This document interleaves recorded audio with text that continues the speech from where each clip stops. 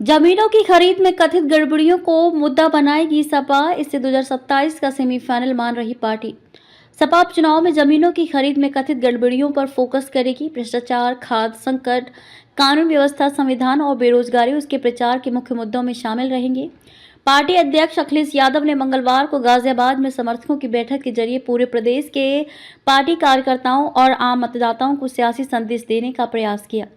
अखिलेश ने उपचुनाव के लिए अपने प्रचार अभियान का आगाज गाजियाबाद से किया है। वे शीघ्र ही अन्य सीटों पर भी प्रचार के लिए जाएंगे। पार्टी उपचुनाव को अगले विधानसभा चुनाव का सेमीफाइनल मान रही है। पार्टी नेतृत्व का मानना है कि यहां मिली विजय से एक संदेश जाएगा कि भाजपा को हराना सपा के लिए मुश्किल नहीं है। इसलिए सपा का पूरा फोकस है कि धार्मिक आधार पर मतों का विभाजन न हो सके।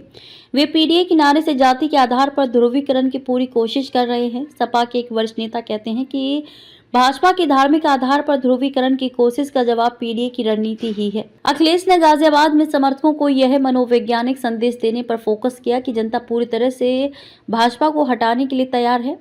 अगर सपा कार्यकर्ता बूथ स्तर पर काम करे तो यूपी की सत्ता हासिल करने का उनका लक्ष्य आसानी से पूरा हो सकता है। महानगरों में जमीनों की धंधे को लेकर जिस तरह की शिकायतें आ रही हैं, उसे मुद्दा बनाने में सपा पीछे नहीं रहना चाहती। यही वजह है कि अखिलेश ने सार्वजनिक मंच से कहा कि गाजियाबाद में ही नहीं, लखनऊ और अयोध्या में भी जमीनों की खरीद फरोख्त का रिकॉर्ड रजिस्ट्री विभाग सार्वजनिक करे। इसे उपचुनाव में सपा का मास्टर स्ट्रोक माना जा रहा है।